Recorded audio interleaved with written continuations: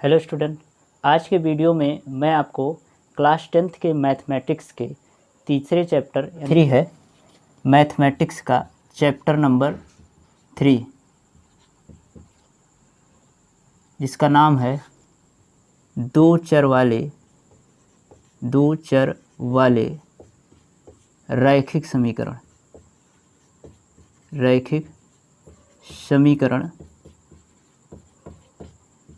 का युग्म या समीकरणों का युग्म कह सकते हो। युग्म वैसे लिखा रहता है बुक में समीकरण का युग्म। अब यहाँ पे इसको इंग्लिश में हम बोलते हैं पेयर ऑफ लीनियर इक्वेशन।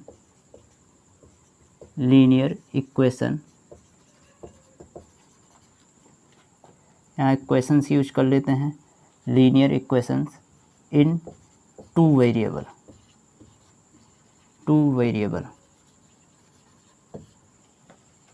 ये चैप्टर का नाम है।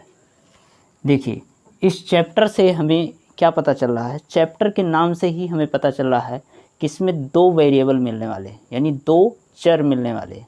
एक इस चैप्टर में हमें मिलेगा x और एक मिलेगा y।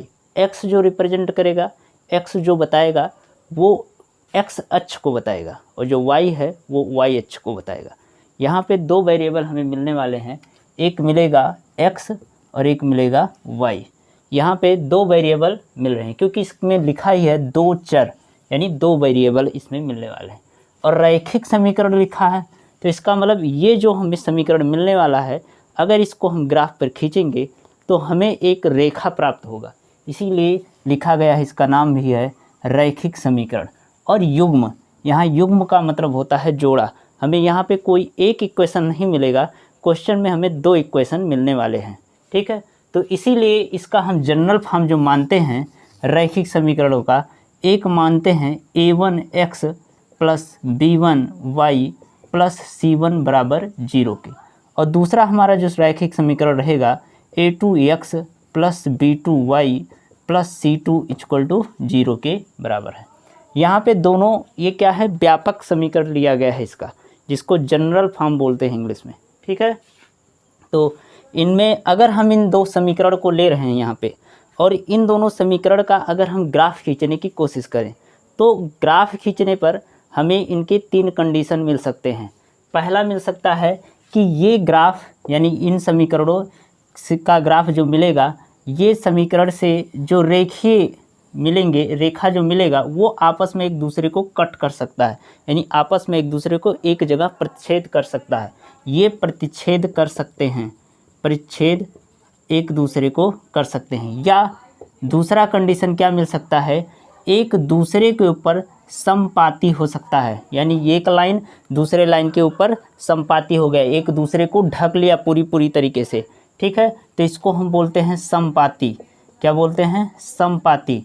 और तीसरा हमारा जो समीकरण से तीसरा हमारा जो कंडीशन मिल सकता है इसमें, ये है आपका एक दूसरे के समांतर हो सकता है, एक दूसरे के समांतर हो सकता है, यानी रेखाएं एक दूसरे को कट कर सकती हैं, प्रतिच्छेद कर सकती हैं, या एक दूसरे को पर समपाती हो सकती हैं, यानी कॉइंसाइड कर सकती हैं, इंग्लिश में इसको बोलते हैं। या एक दूसरे को क्या कर सकती हैं, समांतर रह सकती हैं, जिसको हम बोलते हैं इंग्लिश में बोलते हैं इसको पैरेलल या पैरेलल। वैसे स्पेलिंग पैरेलल लिखते हैं, तैयार करने के लिए हम ऐसे पैरेलल स्पेलिंग करके तैयार कर लेते हैं, ठीक है। तो यहाँ पे हमें तीन कंडीशन मिला है। पहला, या तो लाइन एक दूसरे को प्रतिच्छेद कर रही हैं, और या एक दूसरे पर संपाती हो रही हैं, या एक दूसरे के क्या होंगी, समांतर होंगी, ठीक है। तो अब इनको हम ग्राफ या इनका ग्राफ खींचेंगे तो हमें तीन कंडीशन मिलेगा। चलिए हम यहाँ पे तीन इक्वेशन लेकर चलते हैं और इन तीनों इक्वेशन का ग्राफ खींचकर दिखाते हैं कि ये तीनों इक्वेशन से देखेंगे कि हम यहाँ पे तीन इक्वेशन लिए हैं, जो तीनों वो एक के लिए प्रतिच्छेद के लिए लिए हैं, एक समपाती के लिए लिए हैं और एक समांतर के लिए हैं, ठीक है।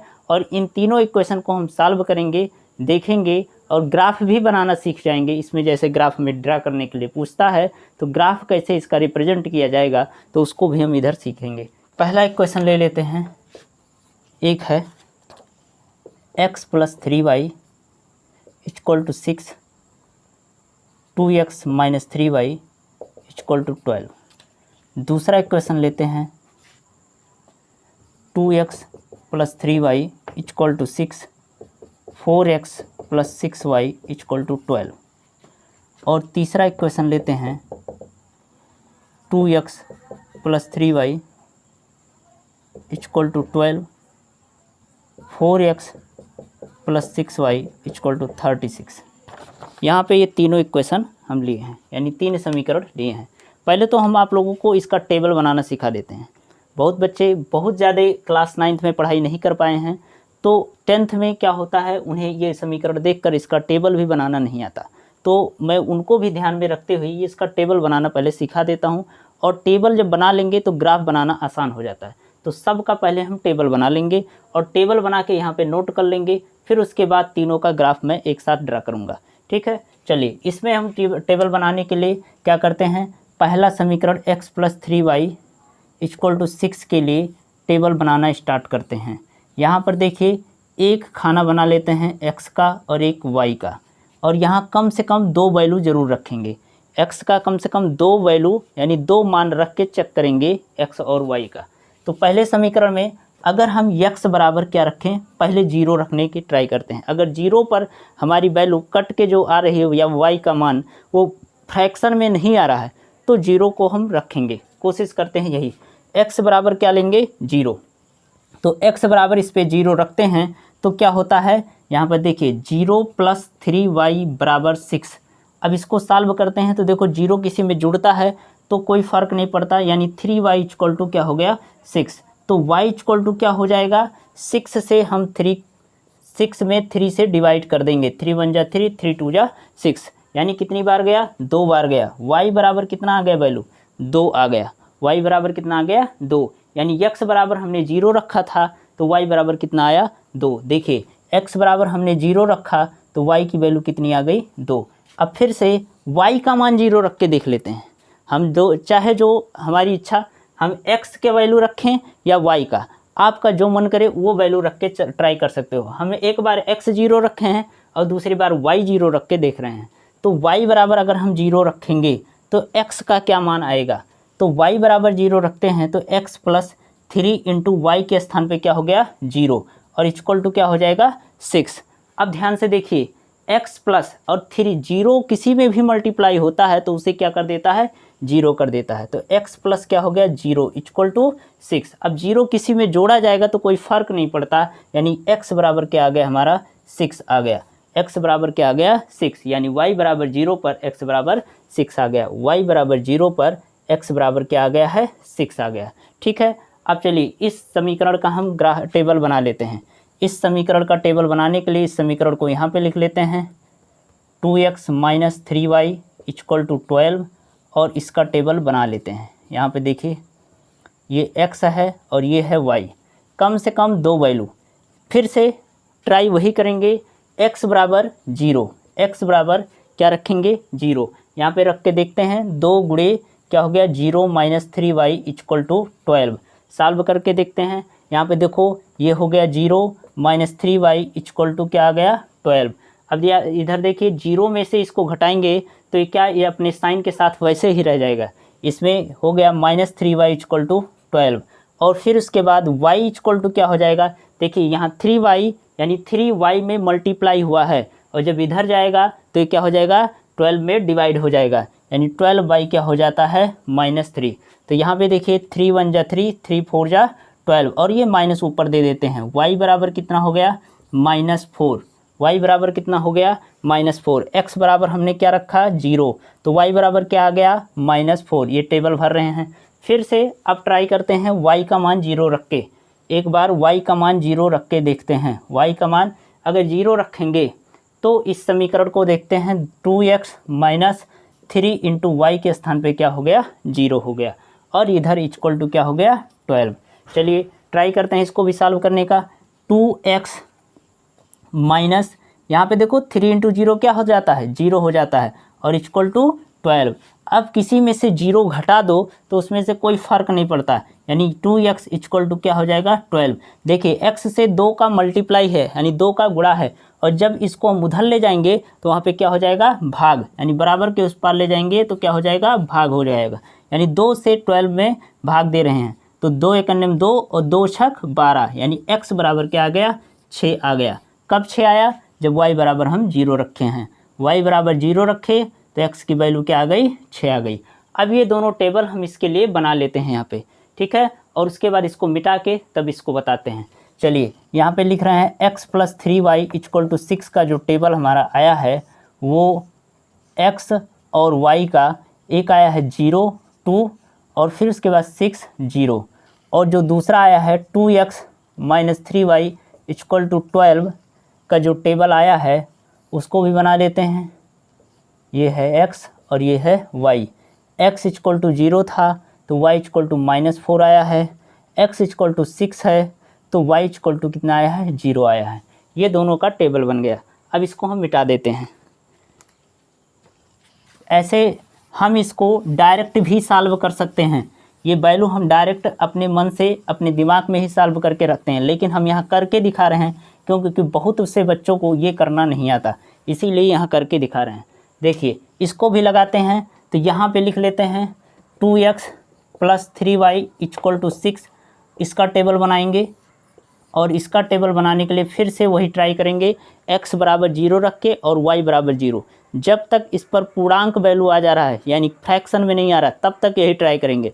जब फ्रैक्शन आने लगेगा इस पर तो कोई दूसरी वैल्यू रखेंगे, x का कोई भी मान रख सकते हैं हम, लेकिन यहाँ पर सबसे पहले x और y का 0 ही रख के ट्राई करेंगे, ठीक है। चलिए स्टार्ट कर रहे हैं। x = अगर 0 रख रहे हैं तो x बराबर क्या हो जाएगा, यहाँ 0 रखेंगे तो यहाँ पे हो जाएगा 2 × 0 + 3y = 6। इसको सॉल्व करते हैं, ये हो गया 0, क्या हो गया 0, और ये हो गया 3y = क्या हो गया 6। अब देखो किसी में 0 को जोड़ेंगे तो कोई फ़र्क नहीं पड़ेगा, यानी 3y हो जाएगा, 3y = 6। तो y = क्या हो जाएगा, y = देखिए अभी फिर से यहाँ मल्टीप्लाई में आ गया तो इधर क्या हो जाएगा डिवाइड, यानी 6/3। तो 3 से हम भाग दो, 3 एकम 3 और 3 दूना 6, y बराबर कितना आ गया 2, y का मान कितना आ गया 2 आ गया। तो x बराबर हम क्या रखे हैं, x बराबर 0 रखे हैं और y का मान कितना आया है 2 आया है। फिर से रख के देखते हैं, इसमें y बराबर 0 रख दें, y बराबर अगर 0 रख दें तो x का मान क्या आ जाएगा, y बराबर 0 रखेंगे तो यानी 2x + 3 × y के स्थान पे क्या हो गया 0 और बराबर 6 हो गया।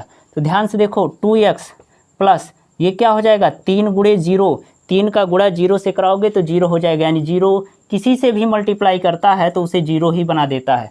अब देखो किसी में भी 0 जोड़ते हैं तो कोई फ़र्क नहीं पड़ता, वो वही नंबर रह जाता है, यानी 2x रह जाएगा और बराबर क्या हो गया 6 हो गया। तो x बराबर क्या हो जाएगा 6/2। फिर से यहाँ काटते हैं, 2 एकम 2, 2 3 6, यानी x बराबर कितना आ गया 3 आ गया, x बराबर 3। y बराबर 0 था तो x बराबर कितना आया 3 आया।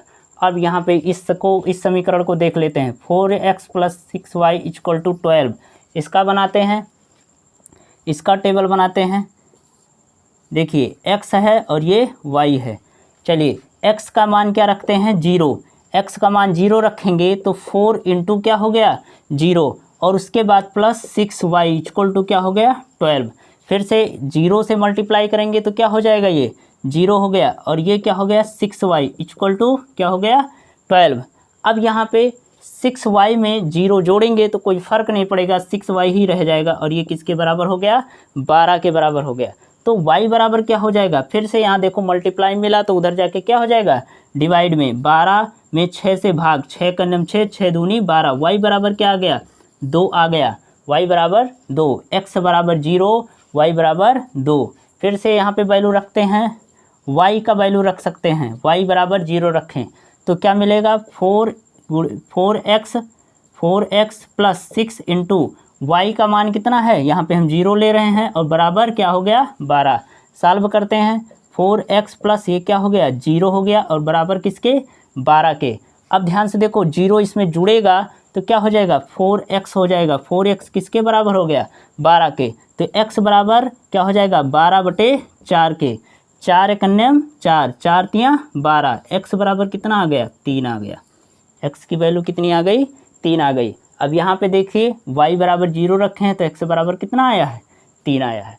तो ये टेबल दोनों का बन गया। इसका भी टेबल हम यहाँ पे नोट कर लेते हैं, इधर नोट कर लेते हैं ऊपर थोड़ा करके, यानी 2x + 3y = 6। इसका जो टेबल है छोटा करके नोट कर लेते हैं जिससे कि ग्राफ एडजस्ट हो जाए इसी में। 2x + 3y का जो हमारा बना है ये बना है 0, 2 और ये 3, 0। इसका जो हमारा ग्राफ बना है यहाँ पे इसका टेबल बनाएंगे। ये x और y, इसमें x की वैल्यू 0 था तो y की वैल्यू 2 था, इसमें भी x की वैल्यू 3 तो y की वैल्यू 0, सेम वैल्यू मिल रहा है और इसका ग्राफ भी सेम हो जाएगा। इसका मतलब इसको हम मिटा दे रहे हैं और अब लगा रहे हैं तीसरे समीकरण को। तीसरे समीकरण का मान निकालेंगे, फिर उसके बाद ग्राफ खींचेंगे। यहाँ पे देखिए हम डायरेक्ट यहीं पर लिख लेते हैं, यहीं टेबल भर देंगे। 2x + 3y = 12 और इसका टेबल यहीं बना लेते हैं। इसका टेबल यहीं फिल कर देंगे। x और y दो मान लेंगे, यानी यहाँ पे x बराबर क्या ले लेते हैं, अगर 0 ले लेंगे, x बराबर 0 तो रख के देखते हैं तो ये हो जाएगा 2 × 0 + 3y = 12 के।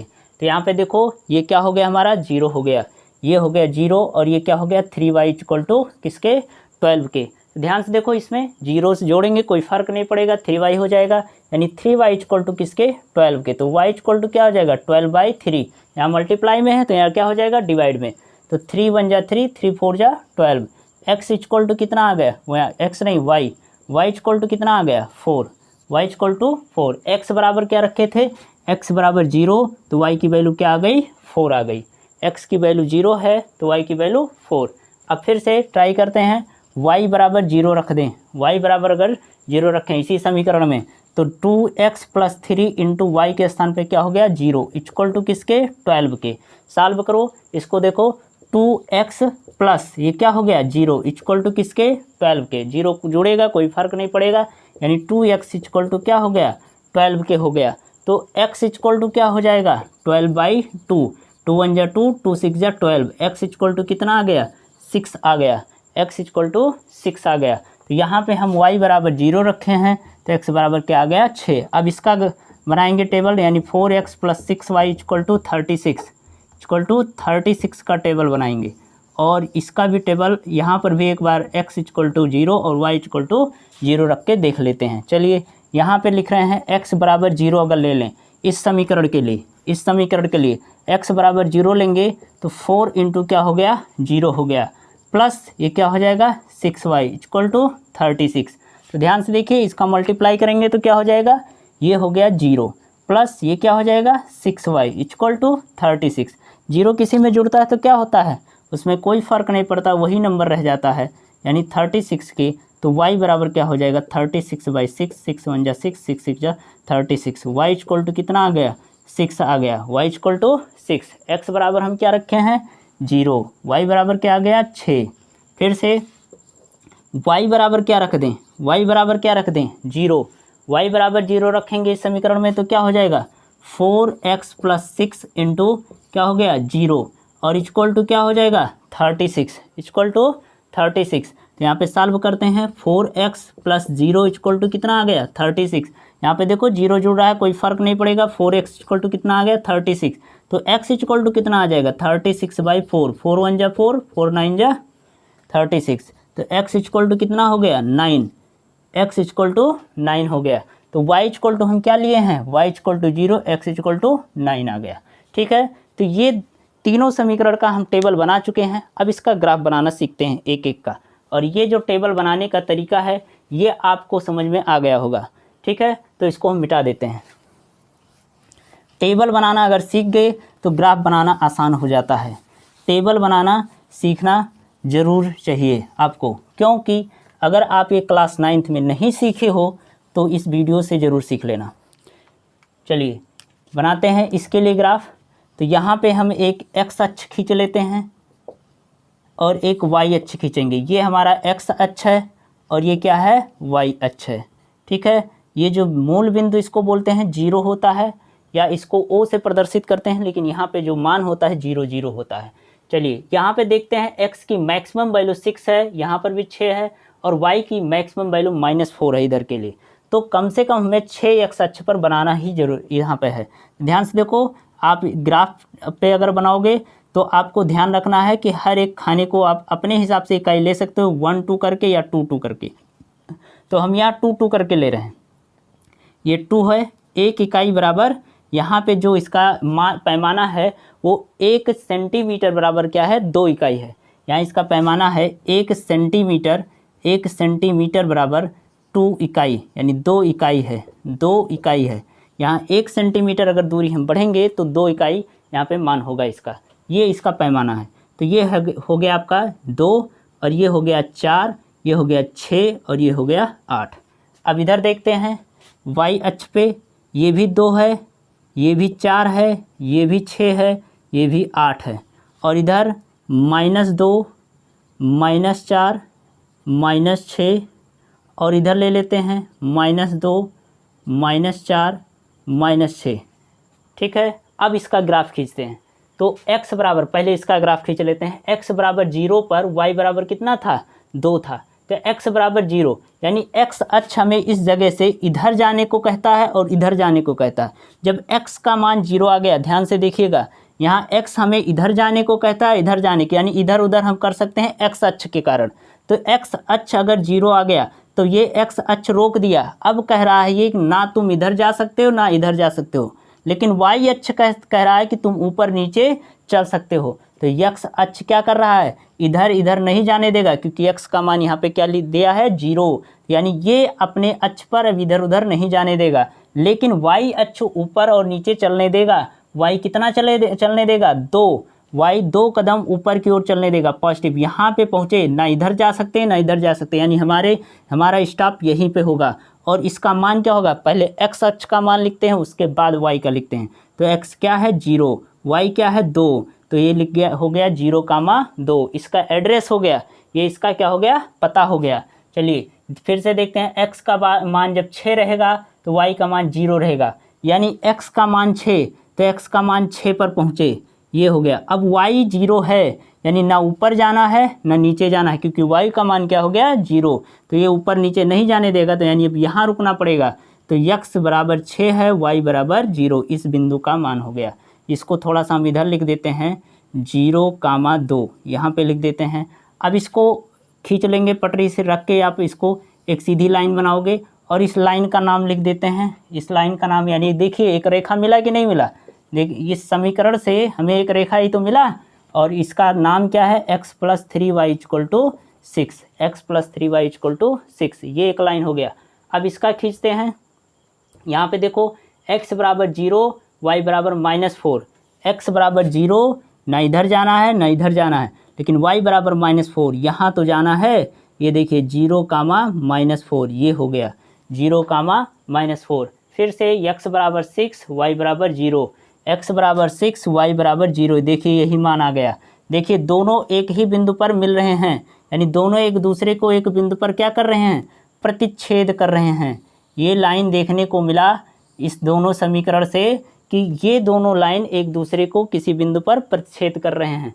तो पहला हमने बोला था कि या तो रेखाएं एक दूसरे को प्रतिच्छेद कर सकती हैं, या संपाती हो सकती हैं, या एक दूसरे के समांतर हो सकती हैं। इसके अलावा चौथा कंडीशन नहीं हो सकता।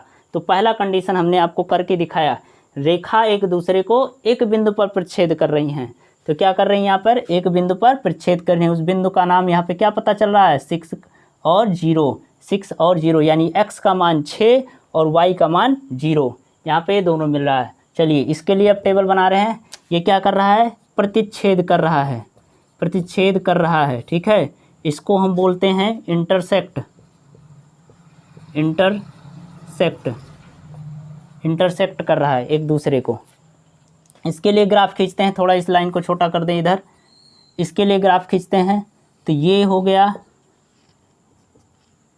और यहाँ पे x बराबर 3, y बराबर 2, x बराबर, यहाँ खींच लेते हैं थोड़ा सा नीचे करके, ये हो गया 0, x का मान कम से कम 3 चाहिए, नहीं अधिक से अधिक 3 चाहिए, और y का मान अधिक से अधिक 2 चाहिए। तो यहाँ पे हम एक एक इकाई ले सकते हैं। इसके पैमाना जो लेंगे 1 सेंटीमीटर बराबर 1 सेंटीमीटर बराबर 1 इकाई ही ले लेते हैं इसके लिए, क्योंकि मान छोटा है चल जाएगा 1 इकाई। तो ये हो गया 1, और ये क्या हो गया 2, और ये हो गया 3, ये हो गया 3। इधर ले लेते हैं 1 2, और ये क्या हो गया 3 हो गया। और भी आगे ले सकते हो यहाँ पे 4। तो आगे बढ़ने की ज़्यादा ज़रूरत है नहीं, यहीं पर रहने दीजिए। और यहाँ पे -1 -2, ठीक है। ये x अक्ष है और ये कौन सा है y अक्ष है। ये हमारा है -1 -2 -3। चलिए इतने में ग्राफ बन जाएगा। x = 0 ले लेते हैं, x = 0 इस समीकरण के लिए। तो x बराबर 0 है, y बराबर 2, 0 और 2। x का मान पहले 0, अब ना इधर जाना है ना इधर जाना है, लेकिन y का मान 2 है, ऊपर तो चल ही सकते हैं। तो ऊपर चले, ये देखो ये क्या हो गया 0,2, 0,2 यहाँ पहुँच गए। अब इसके बाद आ गया 4x + 6y = नहीं, पहले इसका देख लेते हैं, और भी एक है। तो x बराबर क्या है 3 और y बराबर क्या है 0। तो x बराबर क्या है 3, यहाँ पे पहुँच गए। y बराबर 0, ना ऊपर जाना है ना नीचे जाना है, यानी यहीं पर रुके रहना है। तो x बराबर 3 y बराबर 0। अब इन दोनों को मिला देते हैं, इन दोनों को मिला देते हैं। ध्यान से देखो, ये एक लाइन मिला हमें, एक आपको रेखा मिला। इस रेखा का नाम क्या है 2x + 3y = 6, 2x + 3y = 6।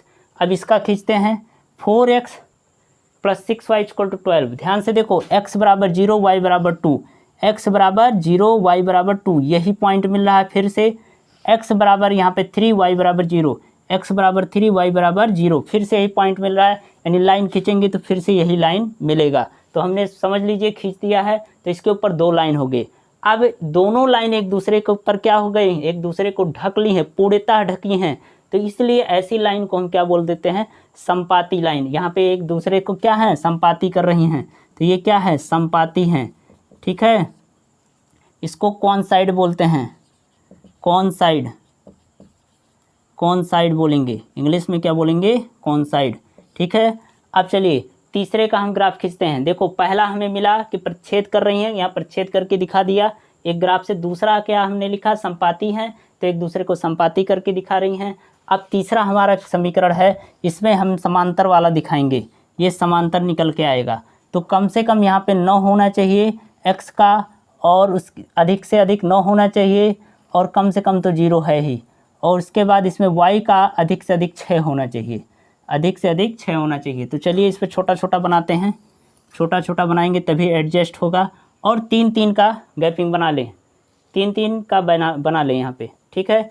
चलिए ये है आपका 0, और ये क्या है 3, ये है 6, ये है 9, 3 6 9। और बना लें 2-2 का बना लें, चलिए 2-2 का बना लेते हैं। 2 4 6 8, और ये हो गया 10। और इधर का बना लेते हैं -2 -4 -6 -8। ये x अक्ष है और ये कौन सा है y अक्ष है। इधर -2 -4 -6 -8। और यहाँ पे चलते हैं -2 नहीं, ये प्लस है, +2 +4 +6 +8, ठीक है। बस अब इस पे ग्राफ बनाने की कोशिश करते हैं। देखिए 2x + 3y = 12 का बनाते हैं। तो x बराबर 0 है, तो y बराबर क्या है 4 है। तो x बराबर ये हो गया 0, ना इधर जाना है ना इधर, लेकिन y बराबर 4 ऊपर जाना है। तो ये मिल गया 0,4, पहला बिंदु मिल गया। दूसरा है x बराबर 6 y बराबर 0, x बराबर 6 ये हो गया x बराबर 6 और y बराबर 0, ये 6,0 हो गया। इसका ग्राफ खींचते हैं। लाइन देखो, एक लाइन ये इधर से ऐसे होकर जा रहा है। इस लाइन का जो नाम है, क्या नाम है, ये 2x + 3y = 12 है, इसका नाम हो गया। अब इसके बाद इसका ग्राफ खींचते हैं। देखिए 4x + 6y = 36 का। तो x बराबर 0 ले रहे हैं, y बराबर 6। तो x बराबर ये हो गया हमारा 0 और y बराबर 6 है। x बराबर 0 y बराबर 6, यहाँ पे पहुँच गए। एक इसका नाम क्या है 0,6, क्या नाम है 0,6। चलिए आगे देखते हैं। x बराबर 9 और y बराबर 0। x बराबर 9, देखिए 9 जो होगा ये 8 और 10 के बीच में, ये हो गया 9, x बराबर 9 और y बराबर 0, यानी इसी जगह पे रुके रहेंगे तो ये क्या हो गया 9,0। इसका भी ग्राफ खींचते हैं। यहाँ पे लाइन देखो, ये लाइन एक दूसरे के क्या हो जा रही हैं, समांतर हो जा रही हैं। ये लाइन एक दूसरे के समांतर हो जा रहे हैं। आप जब स्केल से इसको बनाओगे तो लाइन एक दूसरे के समांतर मिलेगा। हम हाथ से बना रहे हैं इसलिए टेढ़ा हो जा रहा है थोड़ा सा। तो इसका नाम क्या है, यहाँ पे लिख देते हैं इसका नाम 4x + 6y = 36। 4x + 6y = 36। तो देखिए ये तीनों ग्राफ हमने बना के दिखाया। ये क्या कर रही हैं, प्रच्छेद कर रही हैं, ये संपाती हो रही हैं, और ये क्या है समांतर हैं। ये क्या है समांतर हैं, और इसको हम इंग्लिश में क्या बोलते हैं पैरेलल। क्या बोलते हैं पैरेलल, ठीक है। तो ये पैरेलल है, ये कोइंसाइड कर रहा है, और ये क्या है इंटरसेक्ट है, ठीक है। तो ये 3 कंडीशन हो सकता है इसमें, ठीक। और ये ग्राफ की मदद से हमने करके दिखाया। अब यही चीज़ अगर हमें ग्राफ नहीं करना है, ग्राफ अगर हमें बहुत भारी पड़ता है, तो हम मैथमेटिक्स से भी, यानी मैथमेटिकल गणितीय विधि से हम पता कर सकते हैं इसको, बिना इसका ग्राफ खींचे कि लाइन एक दूसरे के क्या है प्रच्छेद कर रही हैं, कि संपाती कर रही हैं, कि एक दूसरे के समांतर हैं, ठीक है। तो ये हम मैथ्स की मदद से यानी गणितीय विधि से भी निकाल सकते हैं। ये तो था ग्राफीय विधि, ठीक है। तो इसके आगे हमारा जो टॉपिक रहेगा वो गणितीय विधि से समांतर, संपाती और प्रच्छेद लाइन को जो कर रही हैं उनको पता करेंगे। अब देखते हैं कि इसमें बिना इसका ग्राफ खींचे हम कैसे पता करेंगे कि लाइन एक दूसरे को प्रच्छेद कर रही है, या एक दूसरे के संपाती है, या एक दूसरे के समांतर है। तो बिना इसका ग्राफ खींचे हम जान सकते हैं इसको कैसे। ये जनरल इक्वेशन है, इसी की मदद से हम फार्मूला देखते हैं, फिर उसके बाद क्वेश्चन करके देखेंगे इस पर। तो इसमें पहला कंडीशन क्या होता है, इधर पहला कंडीशन होता है कि यदि a1/a2 बराबर नहीं है b1/b2 के, अगर ऐसा कंडीशन मिलता है तो लाइन क्या करेगी, एक दूसरे को प्रतिच्छेद करेगी। क्या करेगी, प्रतिच्छेद करेगी। और अगर प्रतिच्छेद करती है लाइन तो उसका हल भी मिलेगा, यानी x और y के एक, यानी अद्वितीय रूप से एक हल होगा। अद्वितीय रूप से एक हल, अद्वितीय रूप से उसका क्या मिलेगा, एक हल, अद्वितीय रूप से एक हल होगा। और अगर ये एक दूसरे को प्रतिच्छेद कर रही हैं तो इसका मतलब इसको हम क्या बोलेंगे, संगत है। क्या है, संगत है। प्रश्न में करके पूछेगा कि समीकरण दिया रहेगा और पता करना होगा संगत है कि असंगत। तो संगत है यानी प्रतिच्छेद कर रही है तो भी हम संगत बोल सकते हैं। दूसरा कंडीशन हम देख रहे हैं यहाँ पे, दूसरा कंडीशन a1/a2 अगर बराबर है b1/b2 के और बराबर है c1/c2 के, तो क्या होगा, लाइन एक दूसरे को समपाती रहेंगी, एक दूसरे के क्या रहेंगी, समपाती रहेंगी। और समपाती रहेंगी तो उसके अनेक रूप से या आप बोल सकते हो अनंत रूप से अनेक हल हैं। अनंत रूप से अनेक हल हैं उसके, यानी x और y के बहुत सारे ऐसे मान हैं जो एक दूसरे को क्या कर रही हैं, काट रही हैं, यानी हर बिंदु पर एक दूसरे को काट रही हैं, ठीक है। तो क्या है, अनेक हल हैं, ठीक। इसके क्या हो जाएंगे, अनेक हल हो जाएंगे। अब इसको अगर ऐसा भी मिलेगा तो भी हम क्या कह सकते हैं, इसको संगत कह सकते हैं। क्या कह सकते हैं, संगत। तीसरा कंडीशन क्या आ रहा है हमारे पास, तीसरा कंडीशन ये हो रहा है कि अगर a1/a2 बराबर है b1/b2 के, लेकिन बराबर नहीं है c1/c2 के, अगर ऐसा कंडीशन मिलता है तो वो लाइन एक दूसरे के क्या हो जाएंगी, समांतर होंगी। क्या होंगी, समांतर होंगी। और समांतर होंगी तो इसका मतलब क्या होगा, इसके कोई हल नहीं है, कोई हल नहीं है, कोई हल नहीं है, यानी एक दूसरे को कहीं काट ही नहीं सकती, तो कोई हल होगा ही नहीं, कोई हल नहीं है। और उसके बाद ये क्या हो जाएगी, असंगत हो जाएगी। क्या हो जाएगी, असंगत हो जाएगी। तो प्रश्न में संगत और असंगत करके भी पूछता है। तो संगत के लिए पूछेगा तो आपका 2 कंडीशन ये देखने को मिलेगा, इन दोनों कंडीशन में कोई भी रहेगा तो आप संगत बोल दोगे। अगर इसे तीसरा कंडीशन मिलेगा तो आप बोलोगे असंगत है। और ये जांच कर सकते हो। हम उसी समीकरण को जो हम ग्राफ बना के दिखाए हैं उसी समीकरण को जांच करके भी दिखा देते हैं। तो पहला जो समीकरण हमारा था x + 3y = 6, पहला समीकरण जो था x + 3y = 6, और इसमें दूसरा समीकरण था 2x + 3y 2x - 3y = 12। इसको जांच करके देखते हैं कि ये प्रच्छेद कर रही हैं कि नहीं। तो यहाँ पे इसकी तुलना कराते हैं, a1। ध्यान से देखो, इसको हम लिख लेते हैं पहले इसके रूप में लिख लेते हैं। बराबर के इस पार है तो इसको हम लिख सकते हैं x + 3y, ये इस पार से इस पार लाएंगे। जब इसको पक्षांतर करते हैं यानी बराबर के उस पार से इस पार लाएंगे या इस पार से उस पार लेकर जाएंगे तो उसका चिन्ह बदल जाता है। तो ये क्या हो गया, -6 हो जाएगा। ये प्लस है तो -6 हो गया। और ध्यान से देखो, ऐसे इसको भी लिख सकते हैं, 2x - 3y, इसको इधर लाएंगे तो क्या हो जाएगा, -12 = 0।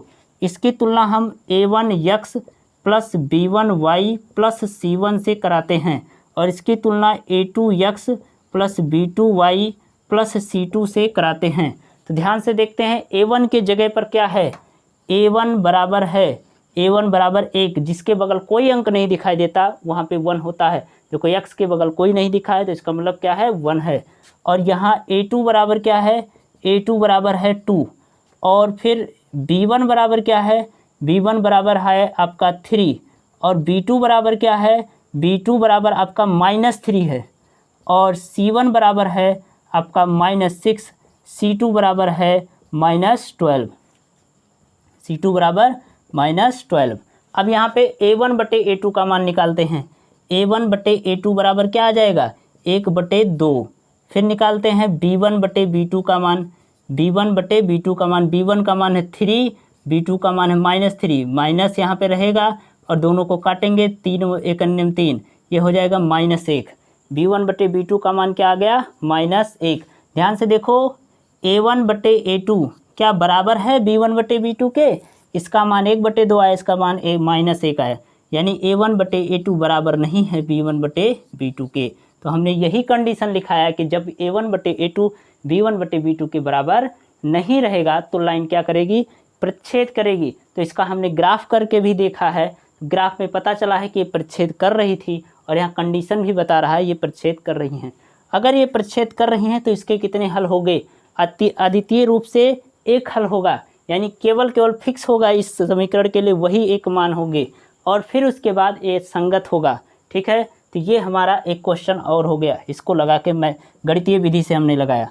और दूसरा क्वेश्चन भी चेक कर लेते हैं जो है 2x + 3y = जो दे रखा है 6, और उसके बाद है 4x + 6y = क्या है, 12। इसको जांच करके देखते हैं।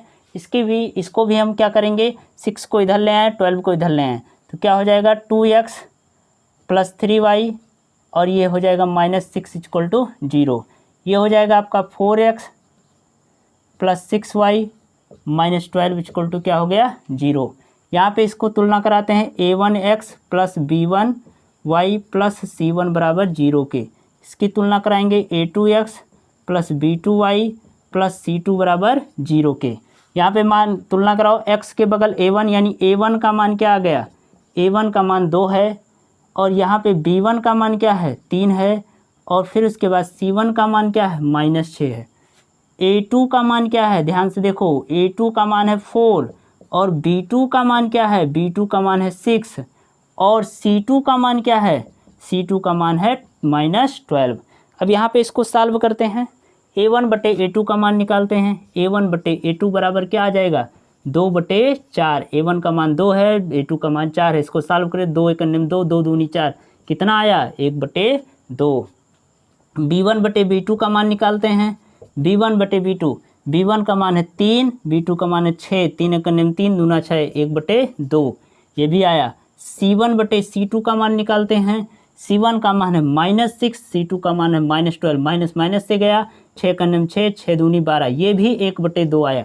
यानी a1/a2 का मान भी 1/2, b1/b2 का मान भी 1/2 और c1/c2 का मान भी 1/2, यानी तीनों बराबर आ रहे हैं। a1/a2 बराबर क्या है, B1/B2 बराबर C1/C2। और अगर ऐसा कंडीशन मिलता है तो हम जानते हैं क्या होते हैं, संपाती। हम इसका ग्राफ खींच के पहले देख चुके हैं, ये संपाती ही मिला है। ठीक है, तो देखिए ये भी हो गया।